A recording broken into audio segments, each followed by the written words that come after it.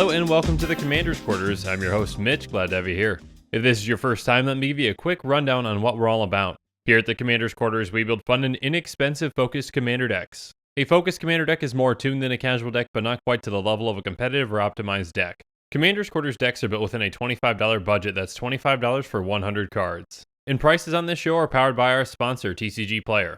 Before we get started today though, make sure you go check out our new classic pink playmat and Commander's Quarters t-shirts on thecommandersquarters.com. And thank you to everyone who's already purchased our merchandise, it really does help support the channel. Also, make sure that you subscribe to the channel and click that little bell notification icon so that you can stay up to date in the latest Commander's Quarters episodes. Today's commander is Marchesa the Black Rose. Marchesa is a 3/3 human wizard that costs 1 blue, black, red. She has dethroned, so whenever this creature attacks the player with the most life or tied for the most life, we get to put a +1/+1 counter on it. She's also going to give other creatures we control dethrone, and whenever a creature we control with a +1/+1 counter on it dies, we can return that card to the battlefield under our control at the beginning of the next end step. Dethrone is a very unique keyword, and Marchesa is actually the only commander that has it. Marchesa is a very interesting commander to build around, and you can take her in a lot of different directions. And the direction that I chose for this deck tech is theft. So what's our strategy with this deck? Well, we're going to get set up and then start stealing the best creatures on the board. We need to make sure that we can not only threaten a creature, but we can also get a +1/+1 counter on it and sack it so that we can gain control of it permanently. And then how do we win with this deck? Well, we're going to decimate our opponents with their own threats. Once we're set up and get things going, we can permanently gain control of the best creatures on the board. And then after a few creatures get stolen, it's going to be hard for our opponents to justify casting any more for us just to steal.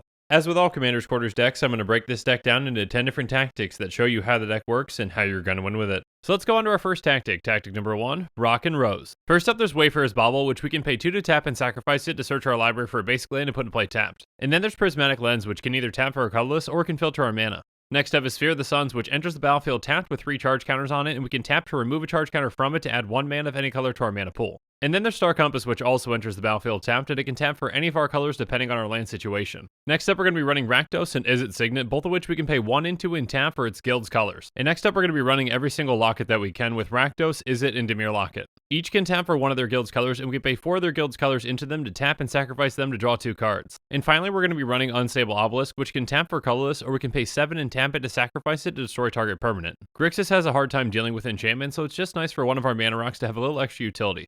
Alright, so we've gone through ramping and fixing, but what's our next step to get set up? Let's go through it now in tactic number 2, Outlet Sales. First up, we're going to be running Bloodthorn Vampire, which we can use to sacrifice a creature to give it +2/+2 until end of turn. Blood Baron is very similar, but it's only going to let us sacrifice another creature, and it costs 1 more mana. The main thing that makes both of these sacrifice outlets good, though, is that these are free effects. But some sacrifice outlets that are a little better in this deck are Carrion Feeder and Bloodflow Connoisseur. Both of them allow us to sacrifice a creature to put a +1/+1 counter on them. And this synergizes really well with our commander's ability to get back creatures that have +1/+1 counters. Next up, we're going to be running Thermopod, which has sacrifice a creature, add red to your mana pool. This is a fantastic effect that can really lead to some explosive turns. And then we've got our 3 most resilient sacrifice outlets with Yahenni Undying Partisan, Falkenrath Aristocrat, and Dimir Houseguard. Yahenni has haste, and whenever a creature an opponent controls dies, put a +1/+1 counter on Yahenni, and we can sacrifice another creature to give Yahenni indestructible until end of turn. So not only can Yahenni become a huge threat, but it's also very hard for our opponents to deal with. And then Falkenrath Aristocrat has flying and haste, and we can sacrifice a creature to give it indestructible until end of turn. On top of that, if that creature was human, we get to put a +1/+1 counter on Falkenrath Aristocrat. And Dimir Houseguard can sacrifice a creature to regenerate itself. On top of that, we can transmute it for 1 black in case we need to go search our library for any card that has a converted mana cost of 4 and put into our hand. Finally, there's Dark Privilege, which serves a dual purpose for this deck. It's an aura that's going to allow us to sacrifice a creature to regenerate the enchanted creature. If we can get this on our commander, it protects her and it acts as a sacrifice outlet. But now that we've talked about our sacrifice outlets, what's our next step? Let's go through it now in tactic number 3, Not So Empty Threats. First up, we're going to be running Wrangle, which lets us gain control of target creature with power 4 or less until end of turn. We get to untap that creature and it gains haste until end of turn. So if we're set up correctly, basically this just reads, gain control of target creature permanently with power 4 or less. Once we gain control of that creature, we're going to swing at the player that has the highest life total. Thanks to Dethrone, it's going to get a +1/+1 counter on it. If it doesn't die in combat, we can simply sacrifice it with one of our sacrifice outlets. And then thanks to our commander's ability, we get it back at the end of the next end step. So instead of temporarily gaining control of this creature, we get it permanently. And then we're going to be running some similar effects with Threaten and Active Treason. They're going to cost 1 more than Wrangle, but they don't have any power limitations. There are a ton of variations on this effect, including cards like Traitorous Blood, Hijack, and Besmirch. Traitorous Blood is also going to give that creature trample, Hijack can also gain control of an artifact, and Besmirch is going to gove that creature. Next up is going to be Karizev's Expertise, which will let us gain control of target creature or vehicle until end of turn. On top of that, it's going to let us cast a card with converted mana cost of 2 or less from our hand for free. This is just a nice additional piece of value for a card that we already would have run. And finally, we've got 2 threaten effects that don't depend on that dethrone trigger. Mark of Mutiny is going to let us threaten a creature, and we get to put a +1/+1 counter on it. And then Press into Service is going to let us support 2 before threatening a creature. Now, all these threaten effects are pretty straightforward, but they're not the only ones that we're using in this deck. So let's go through some more in tactic number 4, Interesting Intimidation. First up, we've got Active Aggression, which is a threaten effect at instant speed. On top of that, it's got 2 Phyrexian red mana in its mana cost, so it's actually going to help us lose some life. In order to get our dethrone triggers, we can't have the highest life total. Now, we've got other ways in this deck to play with our life total, but Active Aggression is a fantastic threaten effect on top of that. Next up, there's Slave of Bolas, which lets us threaten a creature, and we get to sacrifice it at the beginning of the next end step. This card can come in huge if we don't have a sacrifice outlet available. And finally, there's Control Magic, which is just going to give us control of enchanted creature. Even if our opponents get rid of this aura, it's not going to matter if we're set up properly. Now, all these effects are great, but they're all one-shot effects. So let's go through some repeatable threaten effects in tactic number 5, Constant Threats. First up, there's Enthralling Victor, and when it enters the battlefield, we get to threaten one of our opponent's creatures with power 2 or less. Now, this might seem like a one-shot effect, but since it's on a creature, it's very easy for us to abuse this. If we can get a +1/+1 counter onto Enthralling Victor, we can just sacrifice it during our next turn. It would then come back on our end step, and we can steal another small creature that has a power of 2 or less. We're running away in this deck that we can put a +1/+1 counter on something at instant speed. So with that and a sacrifice outlet, we can gain control of that creature permanently. But even if we don't have that combination out, we can still sacrifice that creature to get it off the board. And then there's Conquering Manticore, which does the exact same thing, but without the power restriction. And on top of having haste, Zealous Conscript is going to gain control of any target permanent. Next up, we're going to be running Captivating Crew, which allows us to pay 3 and a red to threaten a creature at sorcery speed. This is a fantastic repeatable effect that allows us to steal a ton of creatures throughout the game. And finally, there's Chamber of Manipulation, which allows us to enchant one of our lands. We can then tap that land to discard a card from our hand to gain control of target creature until end of turn. This is a very cheap and easy way for us to gain control of a ton of creatures. But what if we want to gain control of a ton of creatures at once? Let's look at some ways to do that in tactic number 6, A Dozen Roses. First up, there's Harnessed by Force, which is a threaten effect that has a strive cost. That means we can pay 2 and a red for each additional target that we want. Now, this card generally can give us control of 2 to 3 creatures depending on how well we've ramped, but we're also running some more mana efficient ways to do this. So we're also going to be running Mass Mutiny and Molten Primordial. Mass Mutiny is going to let us threaten 1 creature from each of our opponents. Molten Primordial does the exact same thing, but it's on a creature so we can abuse that effect. While both of these cards are great in this deck, they're not quite the Golden Pig, which is the number 1 card out of our 99. And the Golden Pig for this deck is Mob Rule. Mob Rule is a sorcery that costs 4 red. It says choose 1, gain control of all creatures with power 4 or greater until end of turn, untap those creatures, they gain haste until end of turn. Or gain control of all creatures with power 3 or less until end of turn, untap those creatures, they gain haste until end of turn. Now, this card can win games on its own, but it's especially effective in this stack. Generally, we're going to choose that first mode to get the larger creatures, but it really depends on the board state. If there are a ton of smaller creatures out there, it might be more beneficial for us to choose that second mode. Regardless, we're going to pick that option that's more beneficial to us. So after we gain control of all those creatures, we're going to swing out at the person that has the highest life total. Thanks to our commander, all those creatures are going to get +1/+1 counters. And then with one of our sacrifice outlets, we can sacrifice any of those creatures that survive combat. So essentially with the right setup, this card reads, permanently gain control of all creatures with power 4 or greater or 3 or less. This is an incredible effect for only 6 mana, and it can just win the game on its own. And that's what makes it the Golden Pig. Now, all these threaten effects are great, but in order to permanently gain control of these creatures, we need to make sure that we don't have the highest life total. So let's go through some ways to play with that life total in tactic number 7, Lifestyle. First up, we're going to be running Mischievous Poltergeist, which allows us to pay 1 life to regenerate it. Other than the life we're paying, this effect is free, so we can do it as many times as we want. So if we happen to have the highest life total at the table, we can change that. When we go into combat, we can simply lower our life total to equal that of the second highest. This will ensure that we get our dethrone triggers and we can keep those creatures that we threatened. And then there's Deepwood Ghoul, which is very similar but not as precise. It's going to allow us to get our life total either equal or within 1 of the second highest. Another card that does that is Soul Channeling. It's an aura that allows us to pay 2 life to regenerate the enchanted creature. So not only can this help us play with our life, but it also helps us protect our commander.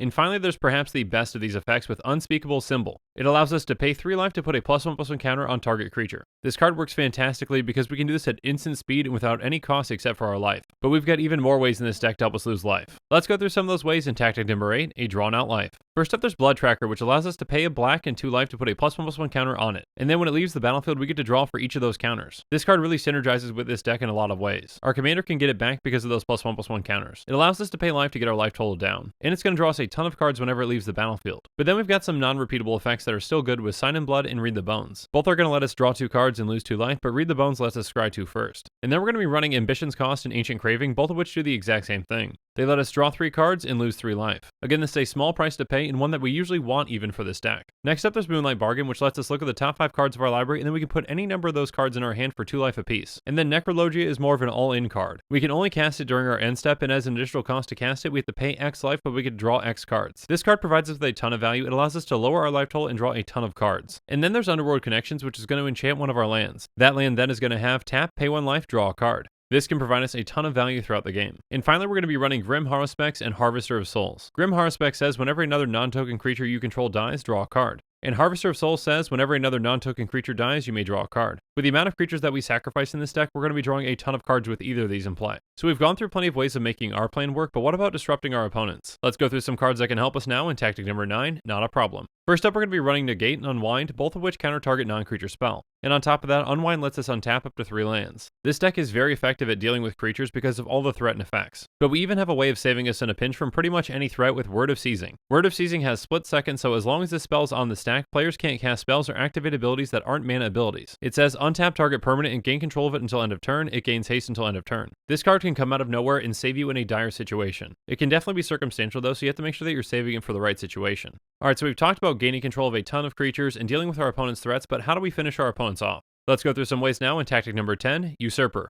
First up, there's Herald of Secret Streams, which makes it so creatures we control with a +1/+1 counter on them can't be blocked. So essentially with our commander in play, this means that if we attack the player with the highest life total, they can't block any of our creatures. This makes it very easy for us to get a ton of damage through and to finish them off. And then there's Outpost Siege, which when it enters the battlefield, we can choose either Khans or Dragons. If we choose Khans, at the beginning of our upkeep, we can exile the top card of our library, and until the end of the turn, we can play that card. And if we choose Dragons, whenever a creature we control leaves the battlefield, Outpost Siege is going to deal 1 damage to our creature or player. So we can either use this card for some extra card advantage, or we can use it to ping down our opponents. And since that damage is targeted, we can make sure that at least one of our opponents has a higher life total than us. Next up is Stalking Vengeance, which says whenever another creature you control dies, it deals damage equal to its power to target player. With the amount of creatures that we're sacrificing with this deck, we can deal a ton of damage through this card. Next up is Flare of the Hatebound, which is a similar effect but in a different way. It has Undying, and whenever Flare of the Hatebound or another creature enters the battlefield from your graveyard, that creature deals damage equal to its power to target creature or player. So as long as we're getting those creatures back with Marchesa's effect, we're going to be dealing a ton of damage with this. And finally there's Warstorm Surge, which is another great damage effect. It says whenever a creature enters the battlefield under your control, it deals damage equal to its power to any target.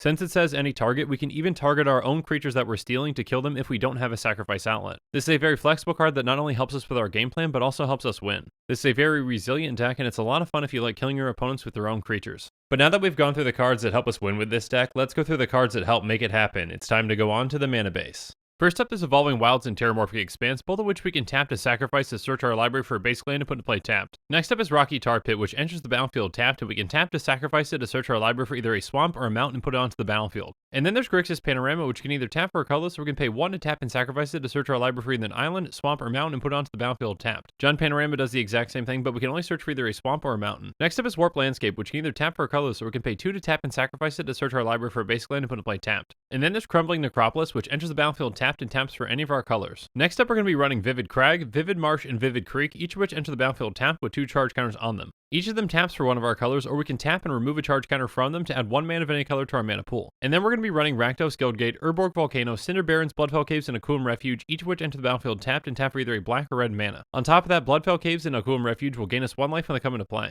Next up, we have Izzet Guildgate, Highland Lake, and Swiftwater Cliffs, each of which enter the battlefield tapped and tap for either a blue or red mana. And Swiftwater Cliffs gains us 1 life when it comes into play. And then we're going to be running Dimir Guildgate, Jwar Isle Refuge, and Dismal Backwater, each of which enter the battlefield tapped and tap for either a blue or black mana. On top of that, Jwar Isle Refuge and Dismal Backwater will each gain us 1 life when they come into play. Next up, we're going to be running Opal Palace, Guildmage's Forum, and Forge of Heroes, each of which tap for a colorless, and they can put a +1/+1 counter on our commander when it comes into play. And finally, we're running 13 basic lands, 7 of those are going to be mountains, 4 will be swamps, and 2 will be islands. And now that we've gone through every single card in this deck, let's do a quick price check. A quick reminder that our deck costs are calculated using TCGPLAYER optimization, optimizing with even heavily played and damaged cards because those cards need a home too. The average Marchesa the Black Rose EDHREC deck is going to set you back $320.85, let's say we compare to that.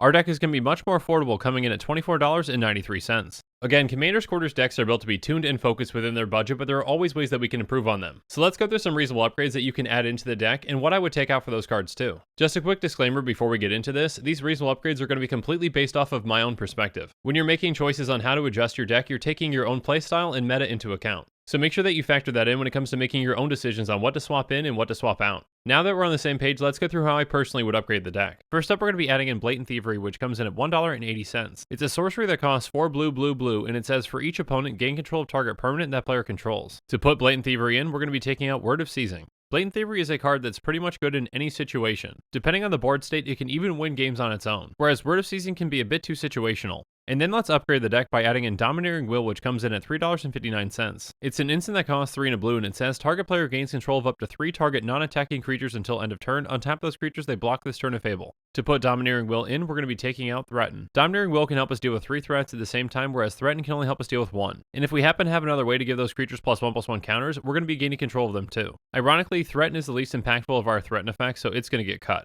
Next up, let's add in Goblin Bombardment, which comes in at $4.02. It's an enchantment that costs 1 and a red, and it's going to allow us to sacrifice a creature to deal 1 damage to target creature or player. To put this card in, we're going to be taking out Blood Baron. Goblin Bombardment is pretty much a better sacrifice outlet in every single way.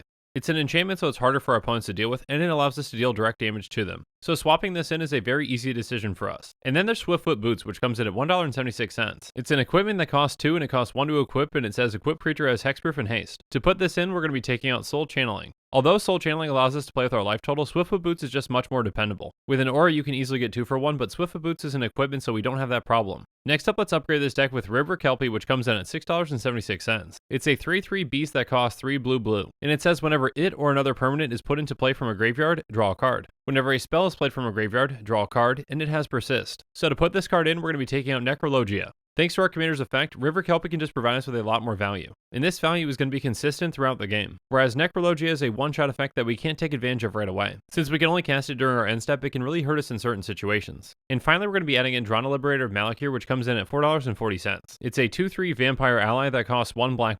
It has flying and first strike, and it says whenever Drana Liberator of Malakir deals combat damage to a player, put a +1/+1 counter on each attacking creature you control. In order to put Drana in, we're going to be taking out Outpost Siege. Drana's trigger is absolutely incredible for this deck, because as long as we can hit one of our opponents with Drana, all of our attacking creatures get a +1/+1 counter on them. This allows us to not have to count on Dethrone in order to actually get those counters. So if we happen to have the highest life total, or if we want to attack other players that don't have the highest life total, we can. And while Outpost Siege is still a good card, it's just not nearly as impactful as this. If you're looking for some more Grixis action, go check out MTG Tonight's episode on Nicol Bolas. Jake from MTG Tonight creates some amazing content and was recently featured on the Creators Quarters initiative. So make sure you go check out his channel and subscribe so that you don't miss any future episodes. And with that, our show is coming to a close, but I really just want to hear about what you think about this deck, so why don't you let me know in the comments below. When you're buying decks like this one, or just individual cards, make sure you use that decklist link in the description below. Not only will you be getting great prices on TCGPLAYER, but you're also going to be supporting this show because they sponsor us. And make sure that you follow us on social media so you can get some early hints on who the next commander just might be.